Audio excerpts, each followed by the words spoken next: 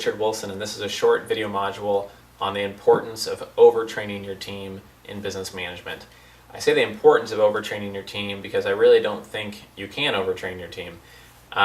If you think about when your business was smaller, either in your business unit, maybe earlier in your career, when you weren't a manager yet or didn't own your own business yet, and you had these systems around you, you had to use, your email system, your computers, video recording equipment, other software that's maybe installed in your computer. Those were resources that allowed you to do your job, and you are the frontline person getting things done, right? And so now, as a business manager, you are like the computer. You are like the computer software. You are like the video recording software to your employees. You're a little bit more than that because you have to show some leadership, but really one of your core functions is to be a resource to them, to enable them, to show them how to do things, to train them and show them the processes to follow. And you can't be doing a lot of that frontline work anymore, obviously, and that's why you're a manager and not, one of the people that are being managed primarily.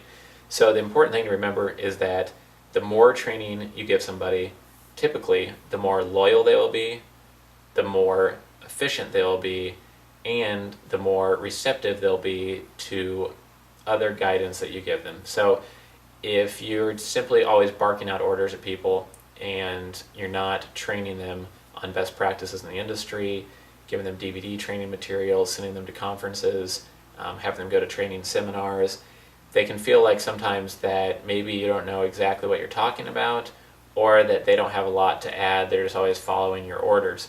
But if they're very well trained, they can not only give you really good feedback and bright ideas maybe you've never thought of because they have a different background, a different experience, coming from a different culture than yourself, but also you can oftentimes double the productivity of what they're doing. They might find a way to outsource something outside your business, use a piece of software to speed up what you had assigned to them so they can get their work done in half the time. And some people worry about overtraining people that might be leaving in the next 6 months or 2 years. Like, well, we're not going to invest in training for those employees because those have higher turnover. But that might be exactly why the turnover is higher, because they get no training or maybe enough respect within your business. So by training them more, you can fight that high turnover rate. A great example is at the Container Store. I think this book came from Vern Harnish. But at the Container Store, they sell Tupperware containers and plastic buckets and stuff like that. It doesn't sound like the most exciting business in the world. And you can imagine people working on the floor selling these products may not be the most loyal employees in the world or get paid the most money in the world. But the Container Store has taken the approach of overpaying their employees and overtraining their employees. And I say over, but I just mean over the average amount.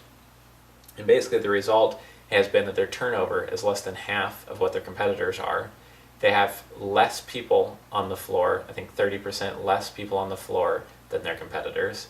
Plus, they're able to sell more per person than any of their competitors. So basically, they're able to lower their costs in some ways by having less people on the floor. They're able to make higher revenue, more sales, plus they have more loyal employees. So even while they overtrain on an individual per employee basis, the total amount of redundant training to employees who get there and don't know what they're doing and don't know how to do their basic job functions is probably much lower. So the training that they're doing is more on best practices, on sales, on customer service, on responding to people's needs, on pricing. So all of that is, really I think just a good case study for no matter what business you're in. It could be, that you do very complex, high-level consulting work. It could be that you run a business selling, a hard product that's shipped around the world. It could be training services. You could be managing a team, at a university. Whatever it is, everybody could use more training and will probably appreciate the training, be able to work more productively, and be thankful for it. And the last tip I would provide here is just that sometimes it can seem like, if you train someone and they leave, it's going to be a big waste of time. But what I've found is that if you take that mindset, your team will always be untrained and not very productive, and not very many people will stay long term. We just have to remember that even if many of those people do leave, there'll be a couple that stay, and regardless of how long they stay, those are the people that are helping you meet your objectives, your goals, priorities. And if you can't talk the same language as them, they're not going to know or connect with you on what you're saying or what you're really driving towards. They have to be trained enough to be productive even if they are leaving soon, because otherwise your team will constantly be unproductive. So I hope that helps just in kind of emphasizing the importance of training. It's something I think is kind of underserved and underappreciated within many business management books and kind of to-do lists and checklists. Not a lot of people really emphasize the importance of really heavily training your team. So I hope you enjoyed this video. This is businesstraining.com, where you can earn master's level qualifications to make more money.